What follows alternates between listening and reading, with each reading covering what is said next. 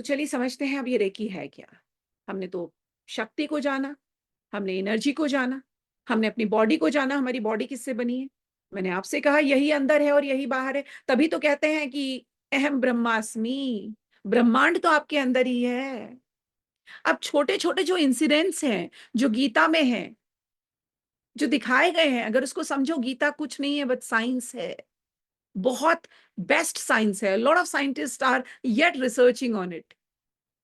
अब उसमें जब दिखाया गया कि माता यशोदा, है ना, जब जाती हैं कन्हैया के पास और कन्हैया अपना मुंह खोलते हैं तो अंदर एक बड़ा सा ब्रह्मांड उसमें दिखाई देता है।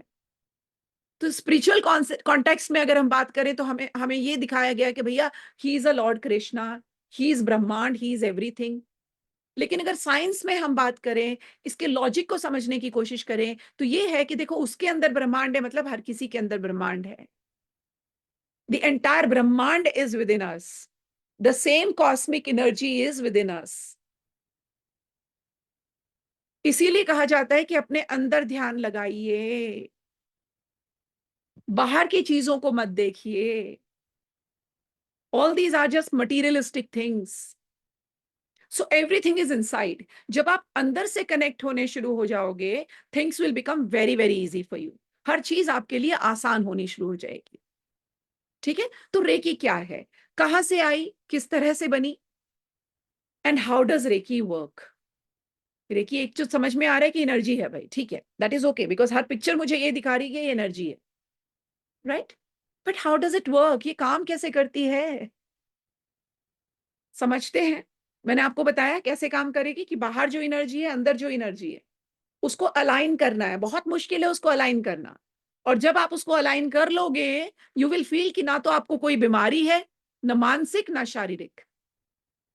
जब आपके अंदर ना मानसिक बीमारी है ना शारीरिक बीमारी है, you will not have any kind of a problem, trust me.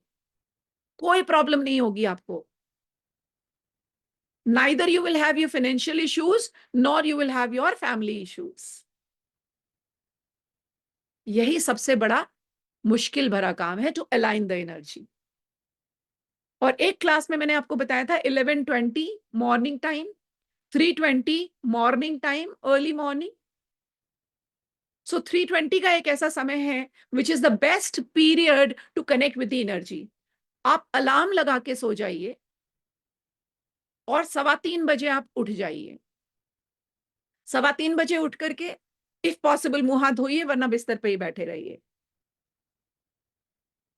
Just rub your palms, अपनी हथेलियों को रब कीजिए, अपनी बॉडी को थोड़ा सा शेक कीजिए, अपने गर्दन को लेफ्ट राइट कीजिए, गर्दन को लेफ्ट राइट कीजिए, थोड़ा सा घुमाइए, हाथ पैरों को हिलाइए बैठे बैठे, और उसके बाद ध्यान में बैठिए। 5 मिनट के लिए काफी है, 5 to 10 minutes। 3:20 to 3:30 is more than enough. ध्यान में बैठिए। और ध्यान में बैठने का मतलब है कि भाई हम तो बच्चे हैं, हमें नहीं पता ध्यान कैसे लगाया जाता, हम कनेक्ट नहीं हो पाते, कोई बात नहीं, this is the best period, automatically connection बन जाएगा। आप उस समय बैठिए और सिर्फ कोशिश कीजिए बंद आंखों से उस ब्रह्मांड को देखने की। तो क्या देखूं मैं? चलिए कुछ नहीं, मुझे सिर्फ प्लैनेट्स नजर आ रहे हैं, चलिए कुछ नहीं, मुझे तारे नजर आ रहे हैं, थोड़ी देर के लिए उन पे नजर लगाइए। अगर वो नहीं आप कर पाते हैं तो हुएवर यू बिलीव इन, जिसमें भी आप बिलीव करते हो, 3:20 पे आंख बंद करके उनका ध्यान करिए। आपके गुरु हो, लॉर्ड शिवा हो, जीसस हो, अल्लाह हो, जिसको भी, हुएवर इट इज, आंख बंद कीजिए और उनका ध्यान कीजिए। एंड प्लीज, 21 दिन की चैलेंज है ये आपके लिए। 21 days you should be doing this. और उस समय आप जो मांगोगे वो पूरा होगा। Whatever you ask for, you'll be surprised that will happen. Yes, तो ये सुबह की बात मैं आपको बता रही थी। और नॉर्मली 11:20 और इवनिंग 4:40, 4:20 से 4:40, 5:20 तक का जो समय होता है, वो इस समय क्या होता है, पृथ्वी अपनी दिशा बदलती है। इन समयों पर पृथ्वी अपनी दिशा बदलती है। तो जब पृथ्वी की दिशा बदली जाती है, एग्जैक्टली उस समय वो इस तरह के कोने पे होती है that it becomes easy for us to you know connect, and you will see the change in your body also. उस समय आप अपनी बॉडी के अंदर भी एनर्जी चेंज देखोगे।